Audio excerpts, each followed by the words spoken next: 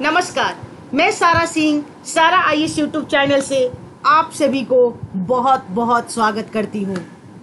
इस चैनल से लगातार हिस्ट्री और ज्योग्राफी के सीरीज जारी है। आज मैं हिस्ट्री के सीरीज को आगे बढ़ाते हुए इंडस वैली सिविलाइजेशन के सेकंड पार्ट को पढ़ाऊंगी। तो चलिए आइए इंडस वैली सिविलाइजेशन के सेकंड पार्ट के बारे में हम जानते हैं। इसके पहले वाली जो मैं क्लास ली हूँ वो सिंधु घाटी सभ्यता के बारे में डिटेल्ड में मैं बताई हूँ। सभी एस्पेक्ट्स को कवर किया गया है, इसलिए जो भी पहली बार इस चैनल को देख रहे हैं तो वह सिंधु घाटी सभ्यता के पहले टॉपिक को जरूर देखें, तभी जाकर सेकंड टॉपिक उनको समझ में आएगा। पिछली क्लास में मैं सिंधु सिविलाइजेशन का परिचय कराई थी, ठीक है, परिचय बताई थी।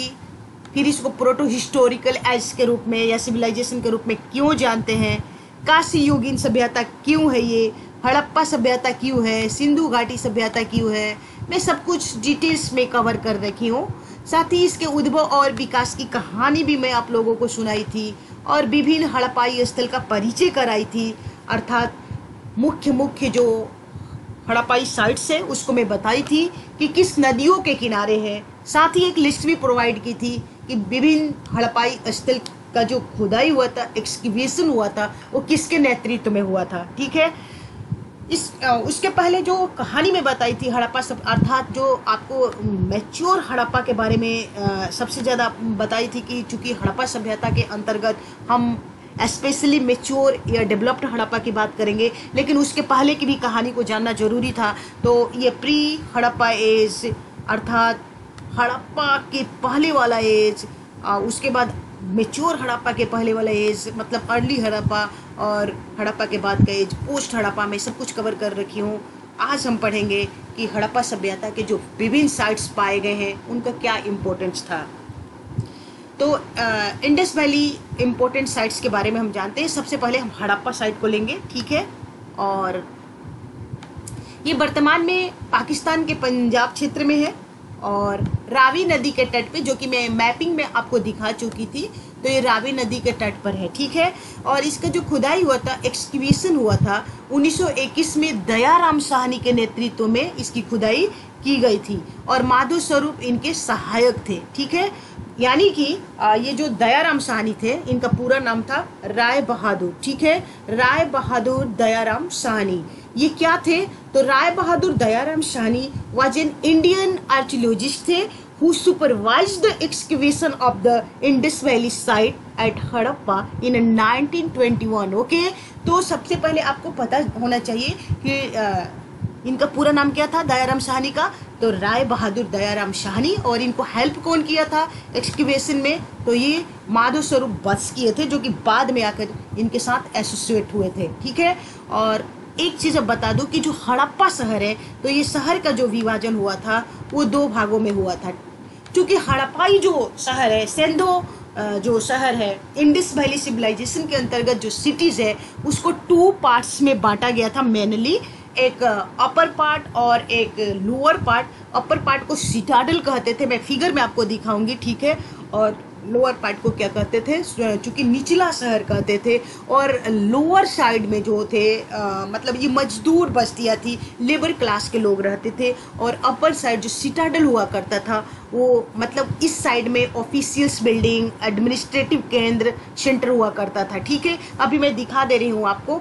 एक चीज़ मैं बता दूं कि हड़प्पा सभ्यता के जो शहरों का जो विभाजन हुआ था उसमें एक रूपता नहीं थी, अर्थात विभाजन तो जरूर हुआ था लेकिन उसमें भिन्नता थी, मतलब सिमिलरिटीज़ नहीं थी। जैसे कि हड़प्पा सभ्यता को हम 2 पार्ट्स किया गया था। एक यहाँ फिगर से समझो, जैसे कि एक मिनट, ये दिख रहा होगा आपको कि ये दुर्ग है, ठीक है। ये मान लेते हैं कि ये अपर पार्ट है, ठीक है, और ये लोअर पार्ट है, ठीक है। इसका डिवीजन कर दिया गया, ठीक है। तो जो ये लोअर पार्ट था वो पूर्वी भाग में हुआ करता था, ठीक है, ईस्टर्न पार्ट में हुआ करता था, ठीक है। और इसको हम निचला शहर के भी में जानते थे और ये रिहायशी इलाका होता था, अर्थात मजदूर की बस्ती होती थी, शिल्पी, व्यापारी इसी क्षेत्र में रहते थे, ठीक। और ये जो अपर पार्ट था जिसको फोर्टिफाइड कर दिया गया था, मतलब किलाबंदी कर दिया गया था, देख लो किलाबंदी, चारों तरफ से किलाबंदी कर दिया गया था। और ऐसा प्राय सुरक्षा को ध्यान में रखकर किया गया होगा। और ये जो एरिया था ये प्रशासनिक भवन हुआ करते थे, ऑफिसियस बिल्डिंग हुआ करता था यहाँ पर, जो धार्मिक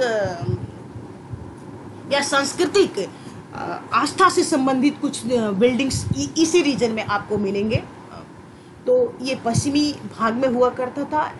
और ये मैं आपको बता दूं फिर से एक बार कि हड़प्पा सभ्यता के जो शहरों का विभाजन हुआ था, सभी शहरों का विभाजन में एक रूपता नहीं थी, उसमें अंतर के तत्व भी मौजूद थे। जैसे कि एक तो लोथल का विभाजन नहीं किया गया था, और कालीबंगा का जो विभाजन हुआ था उसके लोअर पार्ट को भी, इस वाले पार्ट को भी क्या कर दिया गया था, फोर्टिफाइड कर दिया गया था। तो अंतर के तत्व दिख गया होगा आपको। दूसरी बात है, धौलावीरा का जो है वो त्रिस्तरीय विभाजन किया गया था, अर्थात धौलावीरा में जो सिटीज का जो डिवीजन किया गया था वो 3 पार्ट्स में किया गया था। तो अब यहीं पर आपसे क्वेश्चन पूछा जा सकता है यूपीएससी द्वारा कि हड़प्पा सभ्यता के अंतर्गत पाए जाने वाले शहरों का दुर्गीकरण किया गया था, यानी कि वो फोर्टिफाइड किया गया था। तो yes, answer will be correct, statement will be correct. लेकिन यही पूछ दे कि हड़प्पा सभ्यता के अंतर्गत शहरों का, सभी शहरों का दुर्गीकरण किया गया था, तब स्टेटमेंट फॉल्स हो जाएगा, ठीक है।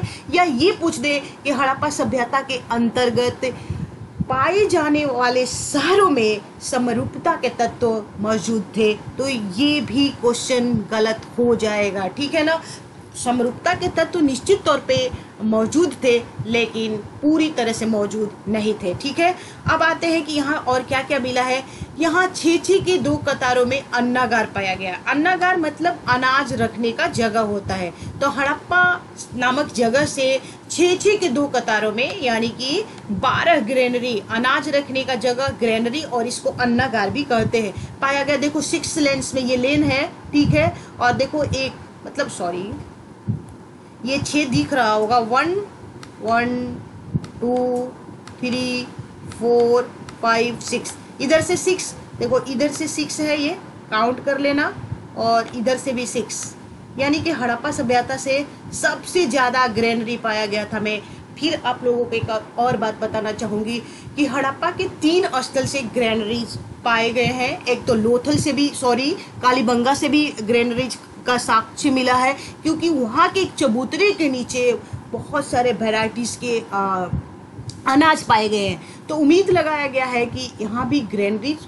होगा, ठीक है। और उसके बाद मोहनजोदाड़ो से सबसे बड़ा ग्रेनरी पाया गया है, और हड़प्पा से सबसे ज़्यादा, इस बात को आप ध्यान रखना कि सबसे बड़ा ग्रेनरी मोहनजोदाड़ो से पाया गया है और सबसे ज़्यादा हड़प्पा से पाया गया है। और यहाँ पर यूपीएससी फिर क्वेश्चन पूछ सकता है, क्योंकि उन्हीं चीज़ों पर उसका नज़र जाता है जहाँ पर क्वेश्चन मतलब आपको फंसा सकता है।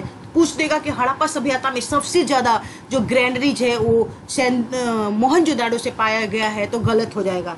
फिर यही पूछ देगा कि हड़प्पा सभ्यता में सबसे बड़ा ग्रेनरी हड़प्पा से पाया गया है, ये भी स्टेटमेंट गलत हो जाएगा, क्योंकि सबसे ज़्यादा पाया गया है हड़प्पा से और सबसे बड़ा पाया गया है मोहनजोदाड़ो से। फाइन। अब जो हड़प्पा के बर्तन है, ठीक है ना, उसमें मछुआरों का चित्र मिला है। तो मछुआरों के चित्र से भी ज़्यादा आपके लिए इम्पोर्टेंट है कि वो फिशिंग करना जानते थे, अर्थात हड़प्पा वासी को मछली पकड़ने का ज्ञान था, ठीक है। संघ का बना एक बैल प्राप्त हुआ है, ठीक है, बैल, ठीक है। तांबे की इक्का गाड़ी, ठीक ना, कांसे की नहीं है, चूंकि हड़प्पा मैं पिछली क्लास में बताई थी कि वो तांबा से परिचित थे, कांसा से परिचित थे, टीन से परिचित थे, और चूंकि टीन और तांबा को मिलाकर ही ब्रोंज बनता है, और ये तो सभ्यता ब्रोंज सिविलाइजेशन कहलाती ही थी, तो स्वाभाविक सी बात है कि वो ब्रोंज से क्या होंगे, परिचित होंगे। फिर कांसे का दर्पण, ठीक है, कांसे का दर्पण मिला है यहाँ से, और कब्रिस्तान से ताबूत मिला है। ताबूत, ये जो ताबूत है इस बात को बताता है कि हड़प्पा वासी अंधविश्वासी थे, ठीक है, अंध आडंबरों में वो भी क्या करते थे, विश्वास करते थे। सबसे ज्यादा अभिलेख युक्त जो मोहरे हैं, ठीक है ना, वह यहीं से प्राप्त हुआ है। अभिलेख यानी कि वह मुहर जिस पे कुछ लिखा हुआ था, ठीक है, वो यहीं से प्राप्त हुआ है। अभिलेख की मैं बात कर रही हूँ। और ओवरऑल जब बात होगा कि सर्वाधिक संख्या में मुहरें कहाँ से मिली है, तब जाकर आपको बताना होगा मोहनजोदाड़ो। मुहरें क्या होती थी? एक तरह की थी पत्थर, स्टोन। मुहरें जो थी स्टोन थी, मतलब बहुत ही सॉफ्ट स्टोन, स्टेटाइट नामक स्टोन से मोहरों का क्या किया जाता था? निर्माण किया जाता था। और ये मोहरें जो हुआ करती थी बहुत ही सॉफ्ट थी, ठीक है। इसको इजीली कट किया जा सकता था और इससे छोटे छोटे टूल्स भी बनाए जाते थे, ठीक है। एक चीज और बता दूं मुहरों के बारे में कि जो हड़प्पा सभ्यता से जो मुहरें मिली है, कहीं मुहरें लिखा हुआ मिलेगा, कहीं मुहरें लिखा हुआ मिलेगा, तो इससे आप कंफ्यूज मत होना। ये सभी शेप्स में लगभग पाई गई है, लेकिन मैक्सिमम जो शेप्स पाया गया है वो स्क्वायर शेप में पाया गया था, रेक्टेंगुलर शेप में भी मिला है, स्फेरिकल शेप में भी मिला है और सर्कल शेप में भी मिला है। कभी यूपीएससी आपसे पूछे कि हड़प्पाई मुहरें सिर्फ बेलाकार हुआ करती थी, तो फॉल्स स्टेटमेंट हो जाएगा। नहीं, हड़प्पाई मुहरें जो होती थी वो कई शेप में होती थी, रेक्टेंगुलर भी होती थी, स्क्वायर शेप में भी होती थी, ठीक है, स्फेरिकल भी हुआ करती थी। तो इन बातों को आप ध्यान में रखना, ठीक है। लेकिन ओवरऑल सबसे ज़्यादा जो शेप हुआ करता था वो स्क्वायर शेप अर्थात चौकोर हुआ करती थी।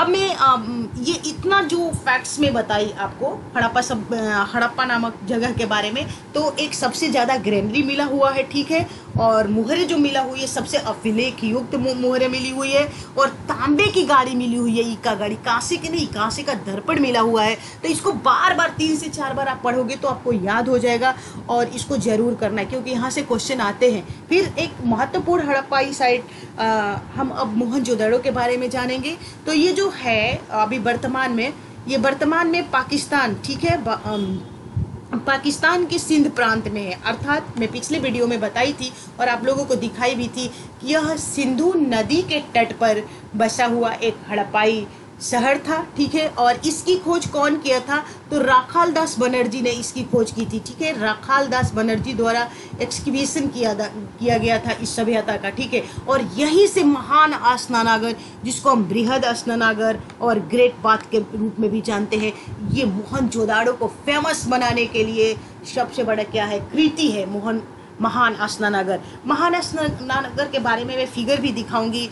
और इसके बारे में एक चीज़ और बता दूं आपको कि ये सिटाडल एरिया में था, ठीक है ना। सिटाडल एरिया में मतलब वही जहाँ पर ऑफिसियस बिल्डिंग हुआ करते थे और धर्म से संबंधित, जैसे कोई धार्मिक आस्था से संबंधित कोई मॉन्यूमेंट्स होते थे, वो इसी एरिया में पाया गया था, ठीक है, सिटाडल एरिया में, ठीक है। और अभी मैं इसके बारे में महान स्नानागार के बारे में आपको सब कुछ बताऊंगी क्योंकि बहुत ही इंपॉर्टेंट साइट है मोहनजोदाड़ो के अंतर्गत। यहाँ 3 मंजिले मकान पाए गए, ठीक है ना, 3 मंजिले। तो इससे क्या पता चलता है कि हड़प्पाई लोग मल्टी स्टोरी बिल्डिंग बनाते थे।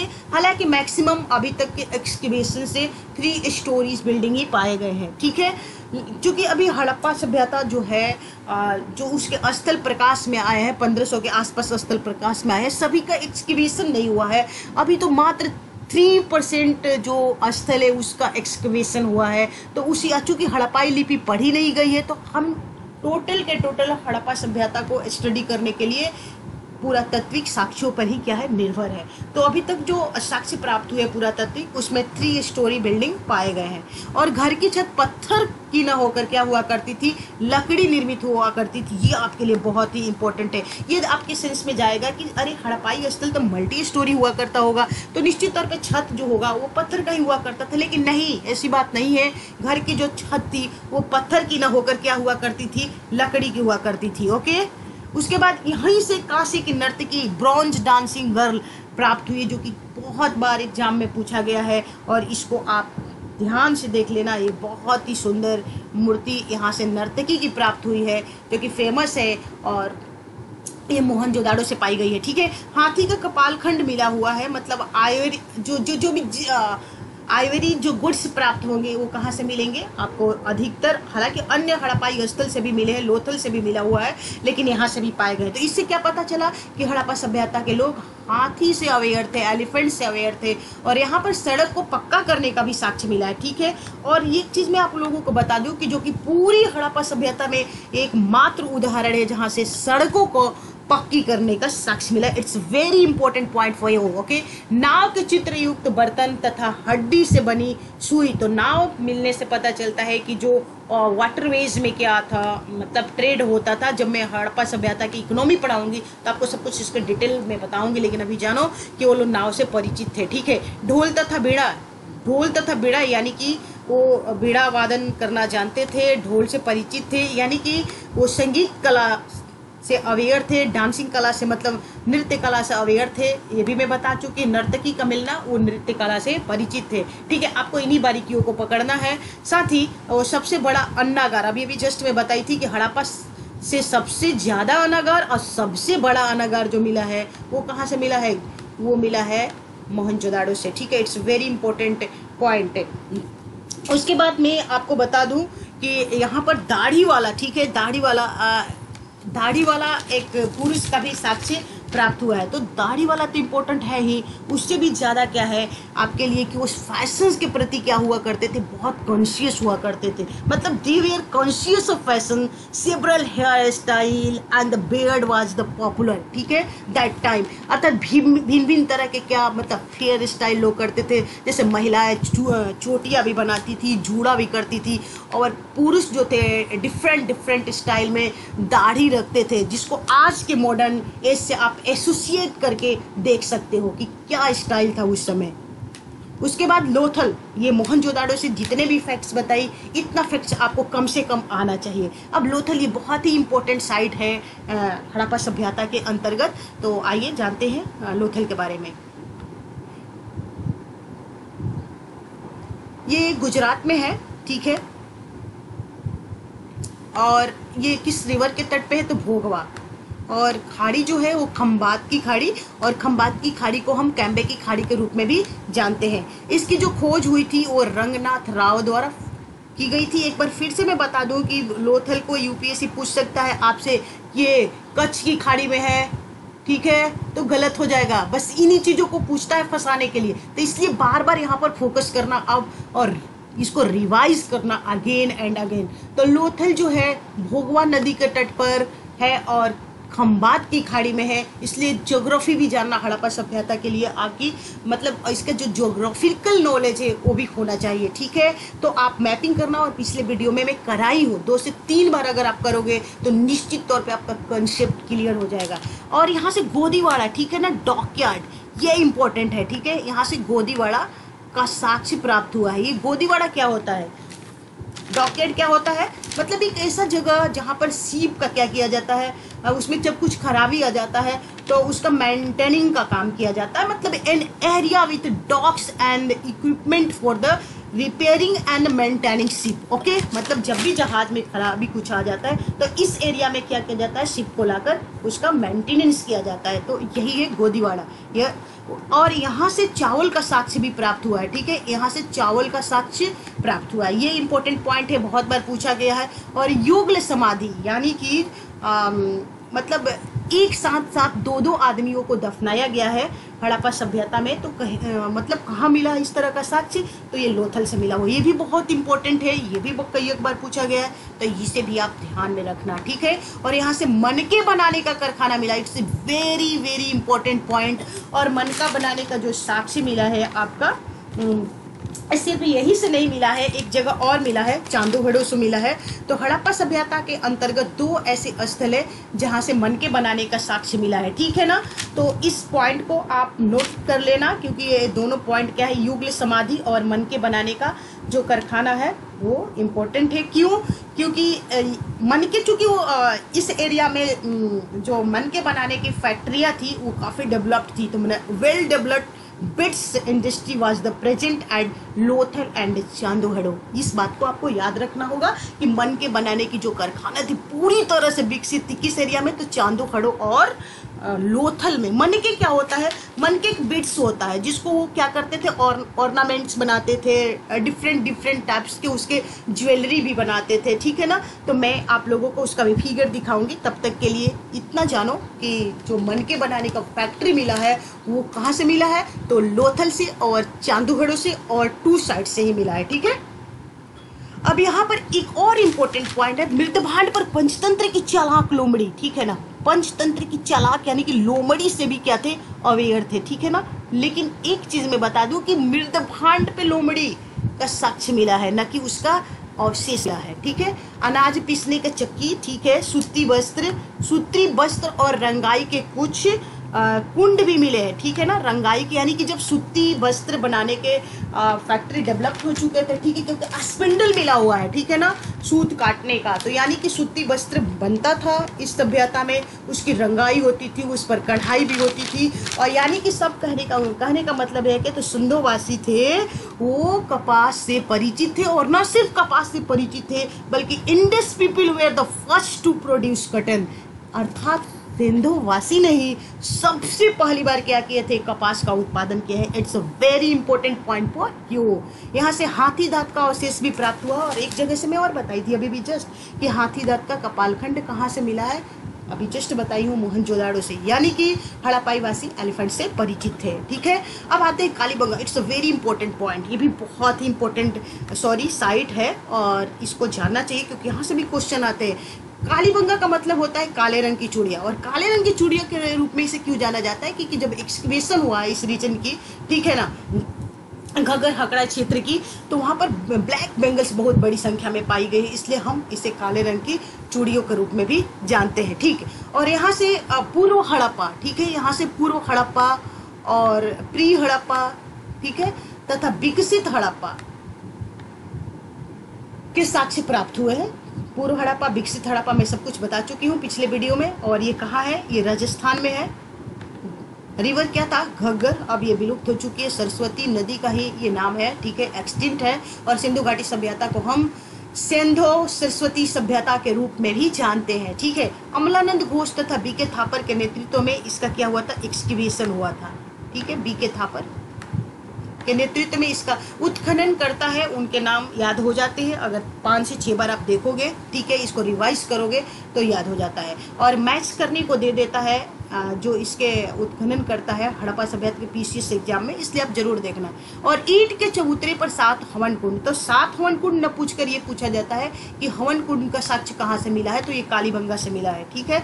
और जूते हुए खेत का साक्ष्य मिला है कहाँ से, बहुत बार ये क्वेश्चन पूछा गया है। लेकिन मैं एक चीज बता दूं आपसे, ये पूछेगा कि जूते हुए खेत का साक्ष्य का, तो ये तो कालीबंगा सही है, लेकिन ये पूछ दे कि जूते हुए यहाँ पर हल का फाल प्राप्त हुआ है तो गलत हो जाएगा, क्योंकि हड़प्पाई स्थल से अभी तक की जो खुदाई हुई है हल का फाल नहीं प्राप्त हुआ है, सिर्फ और सिर्फ जूते हुए खेत का साक्ष्य प्राप्त हुआ है, और वो कालीबंगा से प्राप्त हुआ है। तो कभी भी यूपीएससी अगर आपसे ये पूछे कि हड़प्पा सभ्यता से हल के फाल प्राप्त हुआ है तो स्टेटमेंट गलत हो जाएगा, ठीक है। अगर आप मान लेते हैं कि आपके सेंस में चला जाए कि अरे जूते हुए खेत का साक्ष्य मिला है तो हल का फाल भी मिला होगा, लेकिन ऐसी बात नहीं है। अभी तक की जो एक्सकवेशन हुआ है 3% एरिया का, उसमें से हल के फाल कहीं से नहीं मिला है, ठीक है।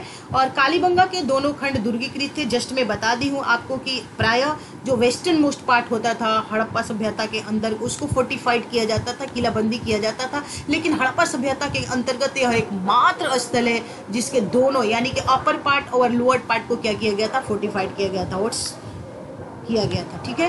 अब फर्श, यहाँ पर क्या था कि देखो कमाल की एक बात देखने को मिलेगा, फर्श को पक्की करने का साक्ष्य मिलेगा, लेकिन जबकि घर क्या होगा, मकान कच्ची ईंटों से होगा, ठीक है ना। तो इस बात को याद रखना कि मकान कच्ची ईंटों से बना होता था, और जो घर के फर्श होता था उसको क्या किया जाता था, पक्की करने का साक्ष्य यहाँ से मिला है, ठीक है। यहाँ की एक मुद्रा पर बाघ का अंकन मिला है, मुद्रा पर, ठीक है ना। यहाँ ध्यान से देखने की जरूरत है कि यहाँ के मुद्रा पर क्या मिला है, बाघ का अंकन मिला है, लेकिन कोई भी बाघ का अवशेष नहीं मिला है, ठीक है ना। आर्कियोलॉजिकल रिमेन्स नहीं मिला हुआ है।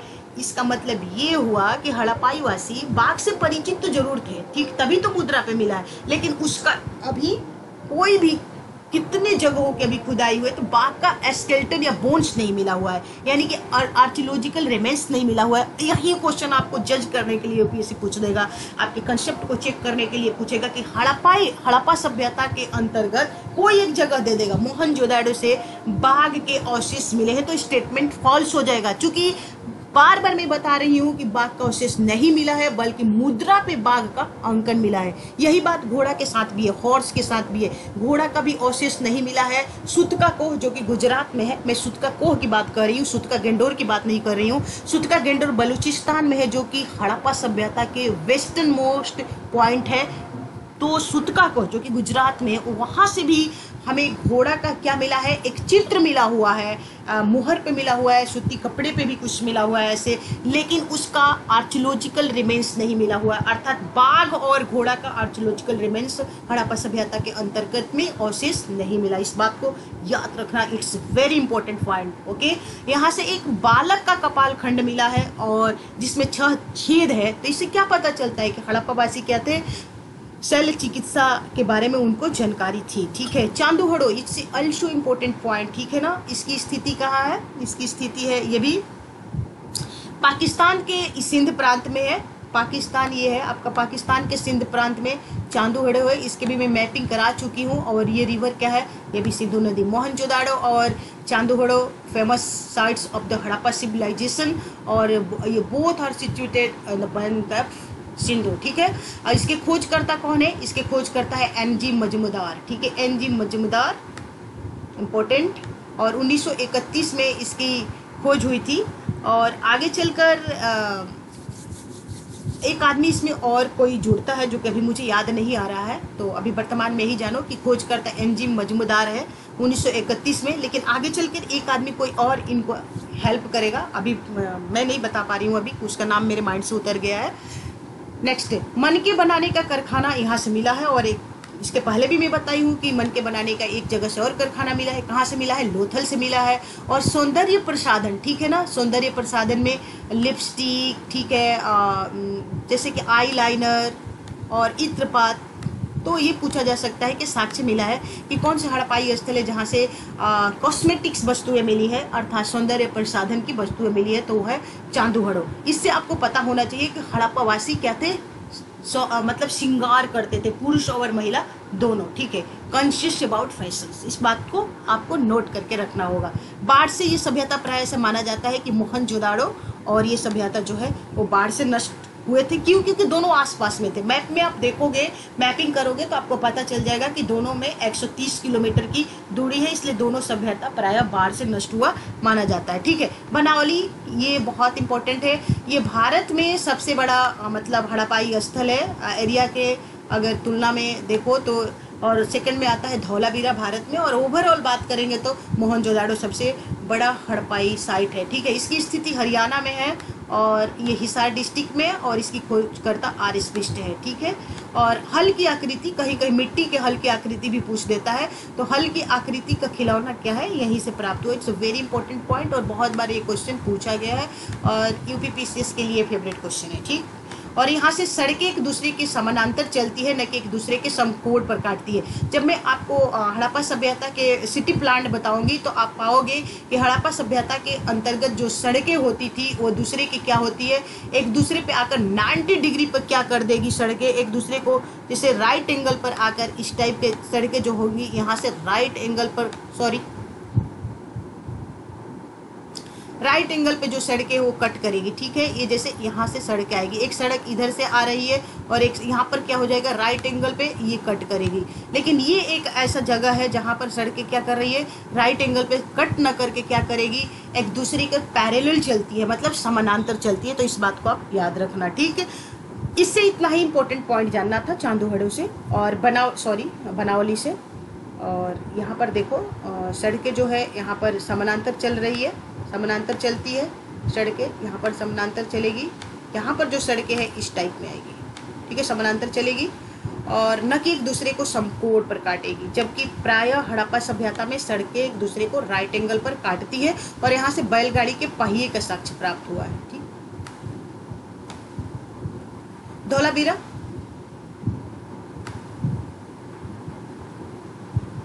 स्थिति गुजरात में है, इसकी मतलब ये गुजरात में और गुजरात के रण क्षेत्र में। ठीक है, ये बहुत इंपॉर्टेंट है। ठीक है, गुजरात के कच्छ क्षेत्र में कौन है,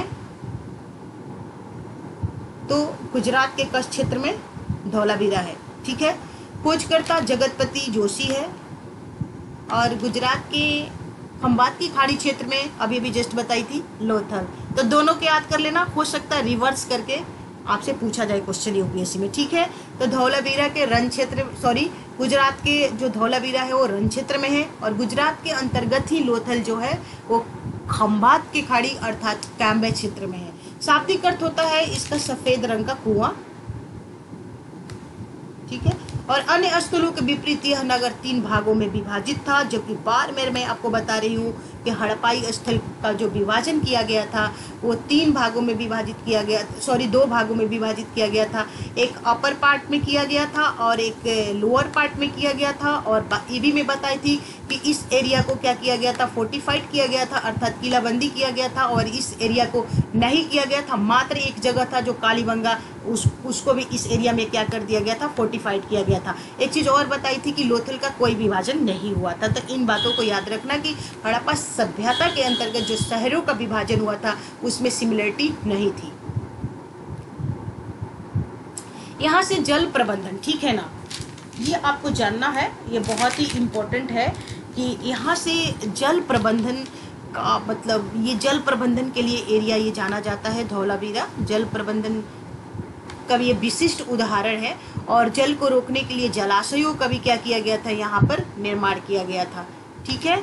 मतलब कहने का मतलब है कि it is the most unique feature of the Dholavira, ठीक है ना। While other Indus valley sites with the sorry ये मतलब जो साइट्स पाए जाएंगे अन्य इंडस वैली सिविलाइजेशन के अंतर्गत, वहाँ पर आप प्राय जल प्रबंधन का इस तरह का बेहतरीन साक्ष्य नहीं देखने को मिलेगा जैसा कि यहाँ पर आपको देखने को मिलेगा। तो ठीक है, इस बात को आप ध्यान में रखना। और पानी निकास हेतु क्या किया गया था, यहाँ पर नाली का प्रबंधन किया गया था, ठीक है, नाली का प्रबंधन किया गया था।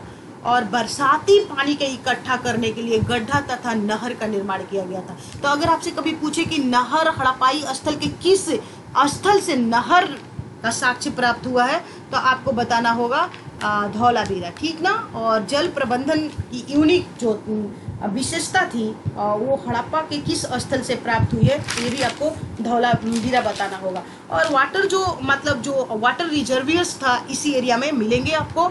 और ये भी पूछा जा सकता है कि वाटर जो रिजर्व किया जाता था किस लिए किया जाता होगा, या हम एक अपने मन में फीलिंग्स भी कर सकते हैं कि क्यों किया जाता होगा।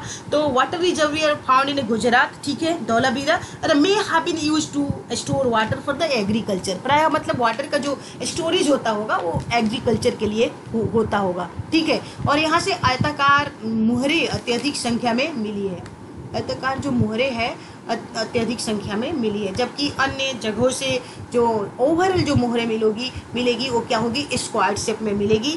और एक चीज़ और भी बताई थी आप लोगों को, फिर से एक बार मैं बता दूं कि मोहरें सभी शेप्स में पाई गई है, लेकिन सबसे ज़्यादा स्क्वायर शेप में पाई गई है, लेकिन धौलावीरा से क्या रेक्टेंगुलर शेप में पाई गई है, ठीक। उसके बाद यहाँ से लार्ज वुडन बोर्ड भी मिला है, ठीक है, लकड़ी का ही है। तो ये जो लार्ज वुडन बोर्ड मिला है, अब क्यों मिला है, अभी ये मिस्ट्री की मतलब विषय वस्तु है, क्योंकि अभी सिंधु लिपि पढ़ी नहीं गई है, इसलिए बस इतना जानो कि लार्ज वुडन बोर्ड अर्थात लकड़ी का जो एक साइन बोर्ड जो मिला है वो धौलावीरा से मिला है, ठीक है। और हड़प्पा सभ्यता के उद्भव, ये इंपॉर्टेंट पॉइंट है, उद्भव और जो इसका ओरिजिन हुआ था और डिक्लाइन हुआ था, पतन, ठीक है ना, कि विश्वसनीय जो जानकारी हमें धौलावीरा से ही मिलती है, ठीक है। और कुछ मैं धौलावीरा तक ही मतलब इसके साइट्स को बताऊंगी, इसलिए क्योंकि ये जो इम्पोर्टेंट साइट है इनको मैं बता दी। बाकी अभी और कुछ साइट्स के बारे में आपको बताऊंगी जहाँ से क्वेश्चन बनते हैं, लेकिन तब तक के लिए आपको एक्स्ट्रा पॉइंट्स भी जानना जरूरी है, क्योंकि हिस्ट्री जो है बहुत ही बृहद है। तो थोड़ा थोड़ा एक्स्ट्रा पॉइंट्स आप डेली अगर जानोगे तो आपके पास सारे पॉइंट्स हो जाएंगे और कहीं से भी क्वेश्चन छूटने की संभावना नहीं रह जाएगी। तो एक्स्ट्रा पॉइंट्स में जैसे सिंधु सभ्यता जो है किसके समकालीन है आपको जानना चाहिए। तो ये जो सभ्यता है वो मिस्र और मेसोपोटामिया सभ्यता के क्या है, समकालीन है, ठीक है ना। मिस्र और मेसोपोटामिया के समकालीन है। क्यों, क्योंकि वहाँ से हड़प्पाई मोहरें प्राप्त हुई है, तो हमारा जो हड़प्पा उनके साथ क्या होता था व्यापार, और उनकी भी मोहरें, ठीक है ना, हमारे मतलब भारतीय उपमहाद्वीप के अंतर्गत पाई गई है। ठीक, और भारतीय पुरातत्व विभाग के जनक किसको कहा जाता है? ये सभी मतलब पीसीएस के क्वेश्चन है, लेकिन फिर भी जान लो। भारतीय पुरातत्व विभाग के जनक जो है आपको जानना चाहिए, ये अलेक्जेंडर कनिंघम थे। और ये कब अपॉइंट हुए थे? तो 1861 में जब लॉर्ड कैनिंग था, ठीक है ना, गवर्नर जनरल, उस समय इनको अपॉइंट किया गया था भारतीय पुरातत्व विभाग के जनक के रूप में। यह सभ्यता जो थी हड़प्पा सभ्यता पूरी नगरीय सभ्यता थी, इसलिए इसको क्या कह देते हैं? इसे प्रथम नगरीय सभ्यता के रूप में भी जाना जाता है। अगर आपसे कोई पूछे कि क्यों प्रथम नगरीय सभ्यता के रूप में जानी जाती, क्योंकि यह सभ्यता जो थी पूरी तरह से क्या थी? नगरीय थी। ठीक है, नेक्स्ट अब जानते हैं कि 1853-56 के अमृतसर, लाहौर और कराची, ठीक है ना, यह अमृतसर है और ये लाहौर है और कराची के बीच ट्रेन की पटरी बिछ रही थी। ठीक है, ट्रेन की पटरी बिछ रही थी, रेलवे ट्रैक को बिछाया जा रहा था। तो उसी समय दो भाई थे, दोनों भाई इंजीनियर थे। एक जॉन ब्रेटन था, ठीक है, जॉन ब्रेटन, और एक विलियम बटन था। को आसपास के इलाके में एक टीले मिले, ठीक है ना, टीले जैसा मतलब एक अपलैंड दिखा। ठीक, तो दोनों भाइयों ने बताया कि मतलब यहाँ पर कुछ सभ्यता जैसे प्रतीत हो रहा है, सिविलाइजेशन जैसा। हालांकि बस ये ठंडे बस्ती में चला गया, लेकिन इस एरिया के प्रति जो आर्कियोलॉजिस्ट थे वो सभी क्यूरियस हो गए। ठीक, तब जाकर 1872 में चार्ल्स मैसन नामक एक पुरातत्वविद थे, उन्होंने बोले कि इस एरिया में आवश्यक रूप से कोई ना कोई सभ्यता है। तब ये क्या बोलते हैं, चार्ल्स मैसन के कहने पर अलेक्जेंडर जो कनिंघम महोदय है, ठीक है ना, इस एरिया का मतलब दौरा किए, लेकिन कुछ ये खास अवलोकन नहीं कर पाए। बाद में जाकर 1921 में जॉन मार्शल, जो कि उस समय भारतीय पुरातत्व विभाग के डायरेक्टर थे, उनके निर्देशन में क्या हुआ था, उनके निर्देशन में दयाराम साहनी ने इस सभ्यता के सबसे पहले हड़प्पा नामक जगह की खुदाई की थी। तो ये कुछ इसकी खुदाई से संबंधित कहानी है जिसको आपको जानना संक्षेप में जरूरी है। संपूर्ण जो विकसित क्षेत्र है हड़प्पा के अंतर्गत, हम फिर से एक बार बता दूं कि हम जब भी बात करेंगे वो मैच्योर हड़प्पा की बात करेंगे, तो इसके अंतर्गत जो एरिया है वो 12,99,600 वर्ग किलोमीटर है। एक मोटा मोटी रफली आपको याद होना चाहिए। और टोटल छोटे बड़े कुल जो स्थल है अभी तक 1500 स्थल प्रकाश में आ गए हैं। और सबसे भारत में अगर पूछे कि भारत में सबसे ज़्यादा स्थल हड़प्पाई स्थल किस राज्य में है, तो गुजरात राज्य में है। 7 को आप याद रखना।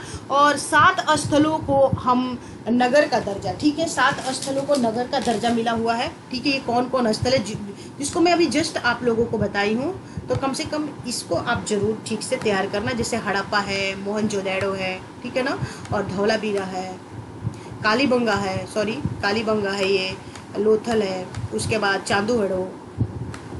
तो इन्हीं को क्या दिया गया था? नगर का दर्जा दिया गया था। ठीक है, अब थोड़ा सा मैं फिगर के बारे में बात कर लेती हूँ। ये है, एक मिनट,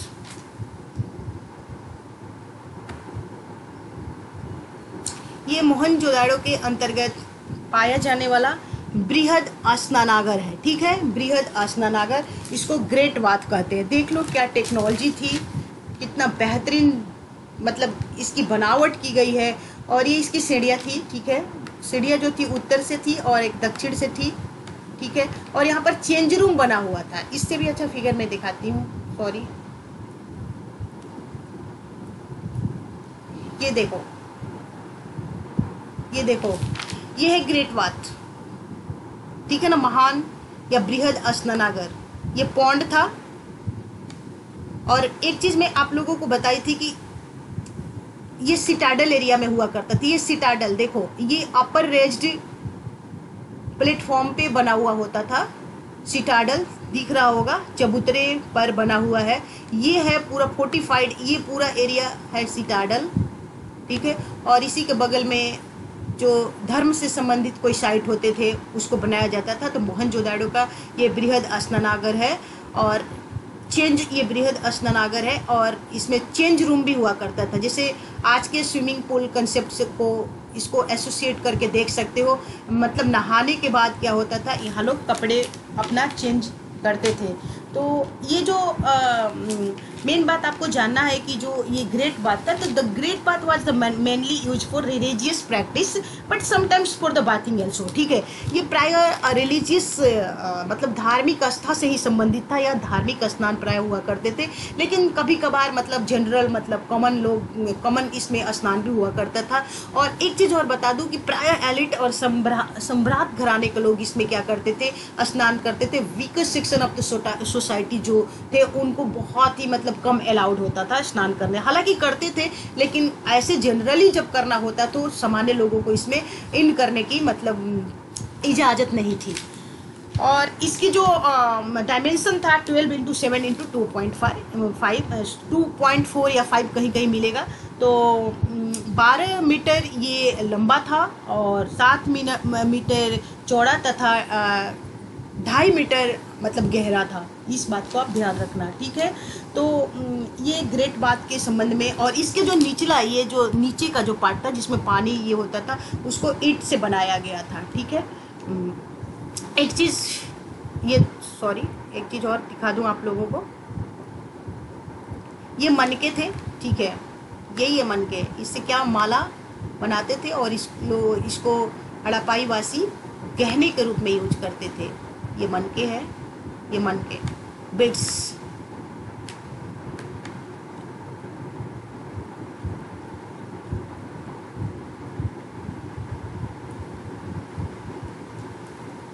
एक चीज और दिखाओ, ये डांसिंग गर्ल है,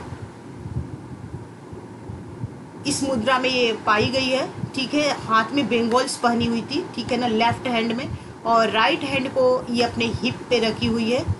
ये बहुत ही जबरदस्त उदाहरण है मोहनजोदाड़ो से कांस्य कला किस तरह से वो विकसित किए थे, उसी का एक जबरदस्त उदाहरण आप देख सकते हैं, ठीक है। एक चीज़ मैं आप लोगों को और बता दूं कि मोहनजोदाड़ो को मृतकों का टीला के रूप में क्यों जाना जाता है, तो इस एरिया की जब खुदाई की गई थी तो लेयर दर लेयर जब इसकी खुदाई हुई थी, परतें खुदाई की गई थी, तो बहुत सारा मानव स्केलेटन और बोन्स पाए गए थे। मतलब अगर उनको एक तरह मतलब अगर बना एक जगह पे रखोगे तो वो टीला एक छोटी पहाड़ी का रूप धारण कर लेंगे। तो कहने का मतलब है कि हड्डियों का साम्राज्य दिखने लगेगा। इसलिए मोहनजोदाड़ो को क्या बोलते हैं, मृतकों का टीला के रूप में भी जानते हैं। डेथ ऑफ माउंड, माउंड मतलब टीला होता है, और टीला क्या होता है, बड़ी संख्या में वस्तुओं को अथवा चीज़ों को होना। और माउन जो मोहनजोदाड़ो है वो सिंध रीजन में है, और सिंध रीजन में मोहनजोदाड़ो को लोग मोहनजोदड़ो बोलते हैं, MOUN, ठीक है। जोदड़ो, मौन का मतलब वहाँ होता है डेथ, और जोदड़ो मतलब प्लेस, अर्थात डेथ पीपल, डेड पीपल, कहने का मतलब डेड पीपल का साम्राज्य, ठीक है।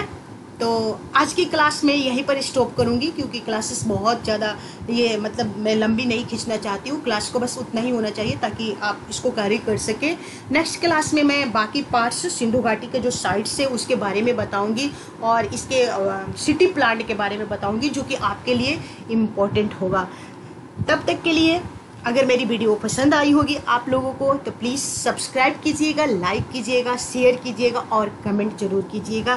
Thank you watching for the video. Have a nice day.